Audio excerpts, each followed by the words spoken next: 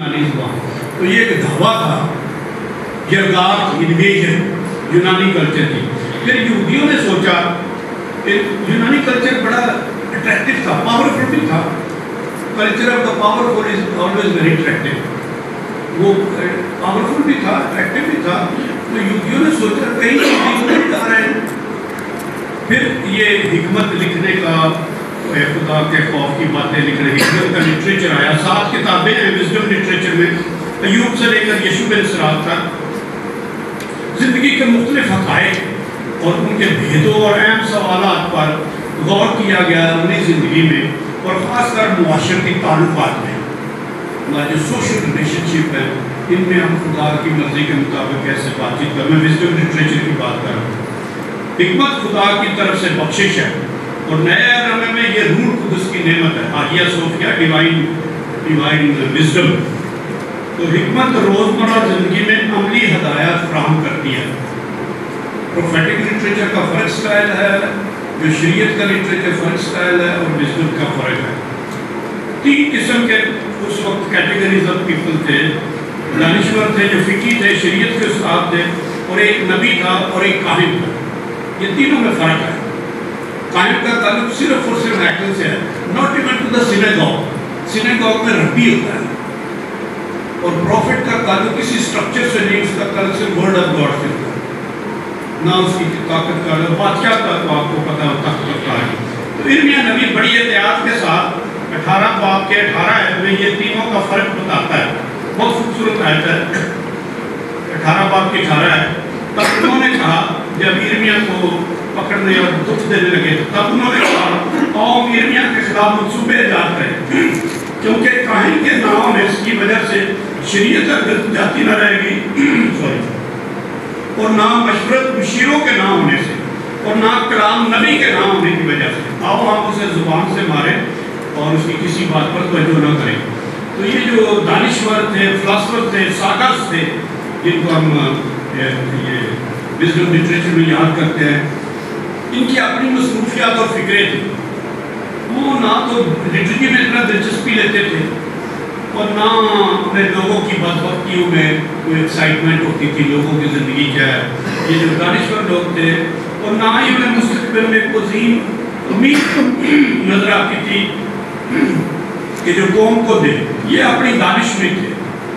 اور انسان نبی کی کتاب فار ایگزامپل، جو شروع میں اس کا انداز نبی والا ہے، سراط کی کتاب وہ نجات پہ مرکوز ہے، لیکن اسے اپنی عقیدت اور تقریم کاہن کے لیے پرجوش عبادت گزار ہے، اور حکمت کو شریعت سے ملاتا ہے۔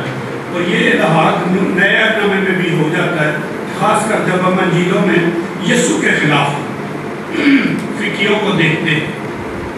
فقی جو علم شریعت کے ماہر، علم فقہ کے ماہر ہوتے ہیں۔ دوسرا نقطہ ہے مزامیر کی کتاب۔ مزامیر میں 5 کتابیں ہیں۔ صدیوں کے دوران یہ مذہبی گیتوں کی کتاب رہی ہے آج تک۔ اس میں اضافے ہوتے رہتے ہیں، اضافے ہوتے ہیں، جیسے ہماری گیتوں کی کتابوں میں ہوتا ہے۔ ایک وقت آیا کافی دیر بعد کہ اس کو بند کیا گیا، اس میں مزید اضافہ نہیں ہو سکتا۔ وہ یہ داؤد سے منسوب ہے، لیکن یہ بہت صدیوں میں بنی ہے۔ ہر انسانی ضرورت، انسانی زندگی کی ضرورت کا وہ سیاسی ہے، یہ جنگی ہے، عبادتی ہے، زائرین کے گیت ہے، عیدوں پہ، زیارت پر۔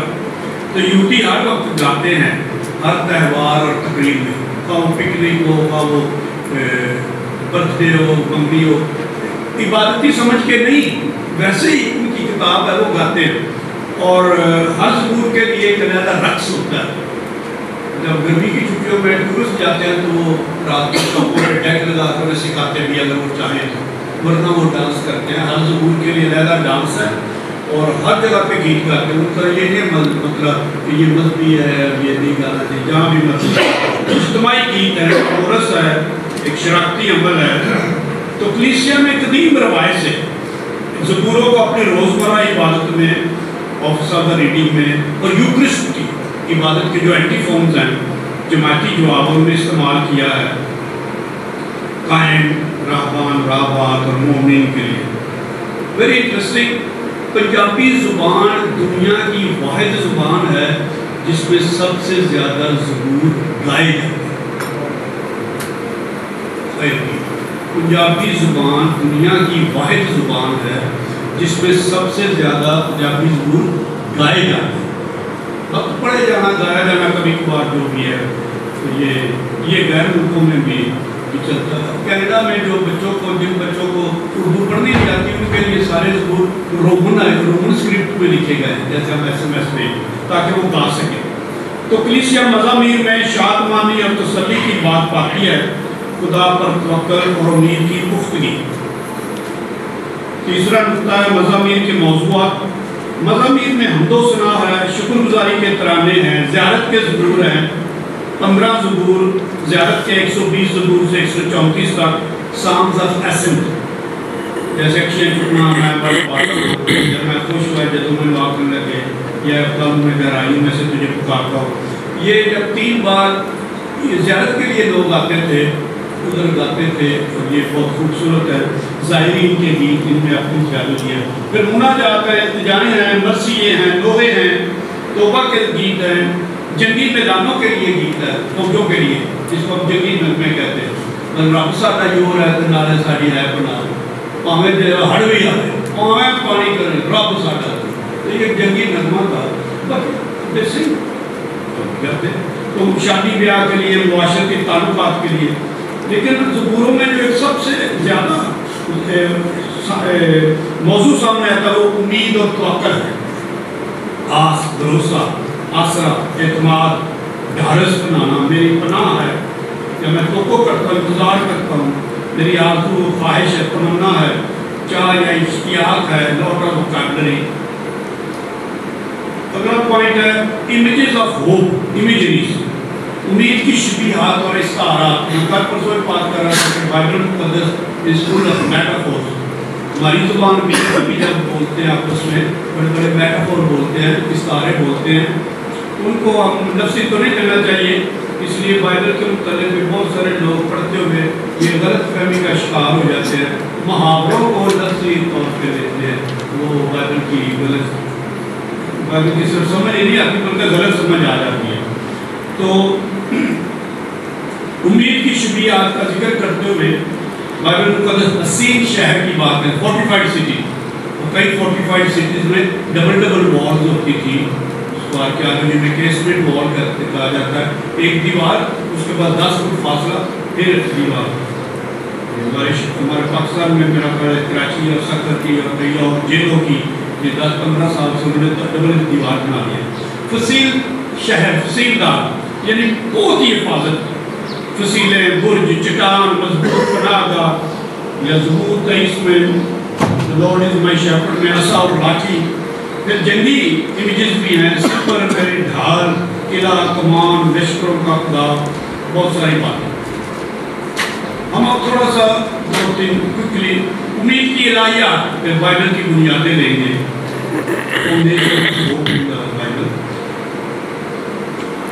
پرانے عہد نامے میں 2 بڑے واقعات ہیں اور باقی سارا عہد نامہ انہیں کو دہراتا ہے، انہیں پہ ریفلیکٹ کرتا ہے، غور و خوض کرتا ہے، گیان و دھیان کرتا ہے اور انہیں کے گرد گھومتا ہے. کوئی تیسرا واقعہ نہیں ہے. چلو وہ اگر ہے بھی وہ سیکنڈری ثانوی حیثیت رکھتا ہے، لیکن 2 بڑے واقعات ہیں. پہلا ہے کریشن، خدا خلق کرتا ہے، خالق ہے، کریٹر ہے. اور دوسرا ایگزٹ اس سے تعلق رکھتا ہے کہ خدا ریڈیمر ہے، مخلص ہے، رہائی دینے والا. اور دونوں کے درمیان پروردگاری بہت اہم کردار ادا کرتی ہے کہ خدا پرورش کرتا ہے، نشو و نما کرتا ہے، دیکھ بھال کرتا ہے اور ہماری زندگی کو آگے بڑھاتا ہے. ان سے ابھرنے والے عقیدے بھی بہت ہیں، لیکن یہ 2 بڑے واقعات ہیں. آپ جلالتنی کے واقعات کو بھی بڑا واقعہ کہہ سکتے ہیں، لیکن وہ ثانوی حیثیت رکھتا ہے. انہی 2 واقعات کو زبور ہر صفحے پہ، بلکہ بائبل مقدس کے دوسرے صفحے پہ ان 2 کا تعلق. ویسے تھوڑی سی بات بتا دوں، آپ نے سیمنری میں بھی سیکھا ہوگا. پہلے ایکسڈس ہوا تھا اور اس کے بعد کریشن لکھی گئی. پہلے انہوں نے ایکسپیرینس کیا کہ خدا اس سمندروں پر بھی حکم دیتا، مالک ہے، مکھیوں کو، وہ ڈنڈوں کو، مینڈوں کو، میرا مطلب اشارہ خاص آنکھوں سے ہے، تو پروردگاری میں من بٹیرے بھی دیتا ہے، تو یقیناً اسی نے یہ سب کچھ پیدا کیا ہے اور یہ حکمران ہے، مالک ہے. تو جیولوجیکلی کریشن واز ڈفرنٹ. اسی طرح ایسٹر پہلے ہوئی تھی اور باقی پاک انجیل بعد میں لکھی گئی. خدا خالق ہے. میں نے کل یسوع کو بھی بات کی تھی، خدا میرا خالق ہے، مالک ہے، وہ حافظ ہے، مخلص ہے. تو اس سے کافی ایک مومن کے ڈر خوف ختم ہو جانے چاہیے. اسی نے مجھے پیدا کیا ہے، وہی مجھے پالتا پوستا ہے. جب میں خود بھی اپنی حفاظت کر پاتا وہ کرتا ہے. اور وہ خالق ہے کل کائنات کا، کل کائنات. ابھی آپ کبھی پلانٹس کا سارا نقشہ دیکھیں، میری طرف دیکھیں، تو وہ جو زمین کا پلانٹ ہے ارتھ کا، وہ اتنا سا ایک چھوٹا سا ذرہ بھی نہیں، اور اس کے اندر بھی زمین میں اتنا پانی ہے، ایک تہائی خشکی ہے. اس خشکی پہ انسان رہتے ہیں. تو انسان جو اشرف المخلوقات کہتا ہے، اس کو تو پتہ ہی نہیں کہ پلانیٹری ہوتا کیا ہے. تو کل کائنات کا، کیڑے مکوڑوں کا، نباتات کا خدا کا خالق ہے. جب ہم دیکھیں انوائرمنٹ سے ایکالوجی میں ہمارے نظریات بدل جائیں گے تو خدا ان کا بھی خالق ہے. جو ہماری دنیا کو محکوم و معمور کرو، وہ ادھر بھی اس کی بھی وہ بھی اس میں آتے ہیں. میں نے پچھلے سال پہلے میں کوئی آرٹیکل لکھا تھا محنت کی الہیات، اس میں نے کہا تھا کہ 3 باب میں جو نگہبانی کے لیے دیکھ بھال کرو، اس کے لیے جو لفظ استعمال ہوا ہے وہ لفظ عبرانی زبان میں، اور عبادت کے لیے لفظ جو ہے وہ ایک ہی ہے. تو کائنات کی حفاظت کرنا، دیکھ بھال کرنا گویا نہیں ہے ہی عبادت. تو خدا مالک ہے، میری مرضی کا بھی مالک ہے، میرے منصوبوں کا بھی مالک ہے، پلاننگ کا بھی مالک ہے، میرا محافظ ہے، حفاظت ہے، پروردگار ہے. تو یہ صرف الفاظ نہیں ہے کہ آپ جانتے ہیں پہلے سے. میں ایمفسس یہ دے رہا ہوں، جب ان باتوں کی مجھے قائلیت آ جائے، کنوکشن آ جائے، تو پھر میری زندگی کافی آسان ہو جاتی ہے، خوف کم ہو جاتے ہیں، یا جو باطل باتیں ہوتی ہیں میری امید میں وہ دھوئی جاتی ہیں، پیوریفائڈ ہوتی جاتی ہیں، پرجنگ ہو جاتا ہے. وہ میری پرورش کرتا ہے، میری نشو و نما کرتا ہے، دھیان رکھتا ہے، میرا مخلص ہے. خدا میرے ساتھ ہے. عبرانیوں کے عقیدے میں اہم ترین کنوکشن یہ ہے کہ خدا ہمارے ساتھ ہے، ایمینوئل، ایوری ویئر، ہر حالت میں، ہر مقام میں، ہر واقعہ میں، ہر خوشی میں، خطرے میں، فتح میں، شکست میں. اس کی مرضی، ارادہ اور مقصد، یہ اس کے منصوبے میں سب کچھ ہے. اس کا ساتھ رہنا اور اس کا ساتھ ہونا. جب وہ میرے ساتھ ہے، I am engulfed with his presence، تو خدا میرا خالق ہے. یہ زبوروں میں تو ہر زبور میں لکھا ہے، آسمان بیان کر دے خدا دے کام سارے. بہت ساری اگر آپ زبوروں پہ غور کریں گے، پروردگاری پہ، الہی پروردگاری کی تنقید، میں سارے زبوروں کے حوالے تو نہیں دوں گا. زبور 33-35 ہے، اور میرا خدا وہ حافظ ہے. زبور کال میں کیا پنجابی میں 91 نہیں شاید وہ بھی ہو، لیکن ایک اور ہے وہ کی ایک خیمے جنہ جائے دی تیری میری پانا ہے تو کوئی میری جان. اس سے بڑھ کر کیا چاہیے کہ کوئی خطرہ مجھے نہیں چھوئے گا. اور تیسرا نقطہ نجات کا تجربہ اور الہی مدد پر توکل. نجات کا جو پروسیس ہے اٹ گوز اوور 3 اسٹیجز. پہلی اسٹیج ہے خاص کر یہ لوکا کی کتاب میں، لوکا کی پاک انجیل میں اور زبوروں میں اس کا بہت ایکسپریشن ہے.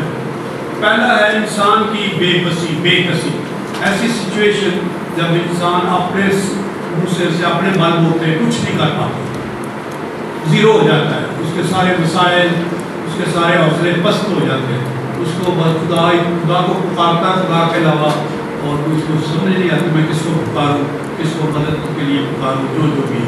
تو یہ ایک پہلی اسٹیج ہے.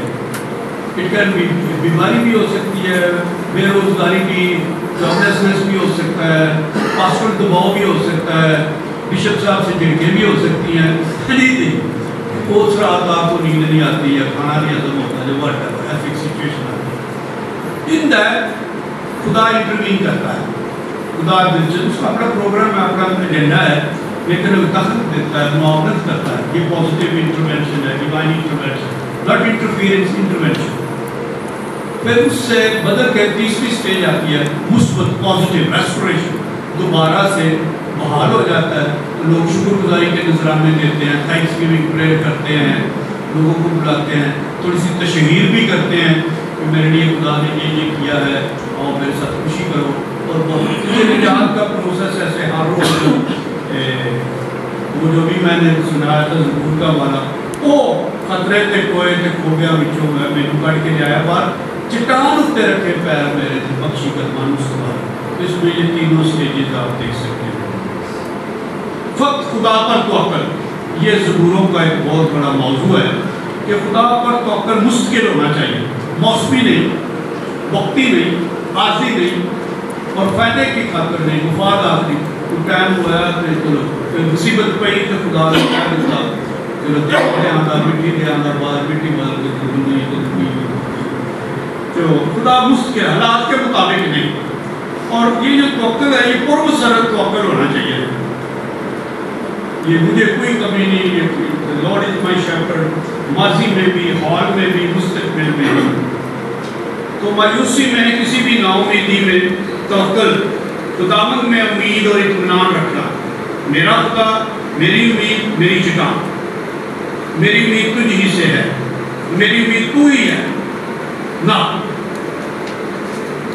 توکل میں خوف نہیں، اگر خوف ہے تو کہیں نہ کہیں توکل ہل گیا۔ توکل میں خوف نہیں ہوتا، وہ پھر مسٹرس ہو جاتا۔ بچے کو والد ہوا میں چاہتا ہے خوش ہوتا ہے، گر پڑے تو پورا ٹوٹ جائے، ٹرسٹ ہے، خوشی والا ٹرسٹ ہے۔ اور ارمیہ نبی نے بھی 17 باب کی 7 آیت میں، ویسے یہ زبوروں میں بھی ہے، پہلے زبور میں پہلے زبور کا پہلا آیت، پہلا لفظ مبارک سے شروع ہوتا ہے۔ تو مبارک یہ ارمیہ نبی کا بات بتا رہا ہوں، مبارک ہے وہ آدمی جو خداوند پر بھروسہ رکھتا ہے اور خداوند جس کی جائے توکل ہے۔ تو خداوند اپنے وعدوں میں وفادار ہے، سچا ہے، اس پہ اعتبار کرنا چاہیے۔ اور خدا ناممکنات کا خدا ہے، ناممکنات کو ممکن بناتا ہے۔ یہ لوکا کے مطابق یقین اس کے پہلے جو 2 باب ہیں، انفنسی نیریٹیوز، جو لوکا کی پروگرام سٹوری ہے، اس میں یہ بہت بڑا موضوع ہے کہ ناممکنات کو، گاڈ از گاڈ آف امپاسبلٹیز، میرے لیے جو ناممکن ہے وہ خدا کے لیے نہیں ہے۔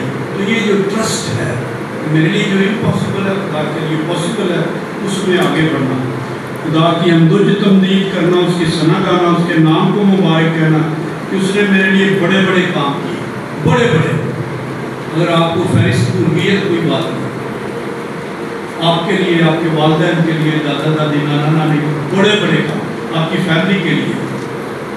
اگر یادیں مختصر ہو گئی ہیں، کوئی شارٹ میموریز، کوئی مسئلہ نہیں، اور اس نے بڑے بڑے کام کیے، آپ کو صرف چند یاد ہے، کوئی بات، اس نے بڑے بڑے کام کیے۔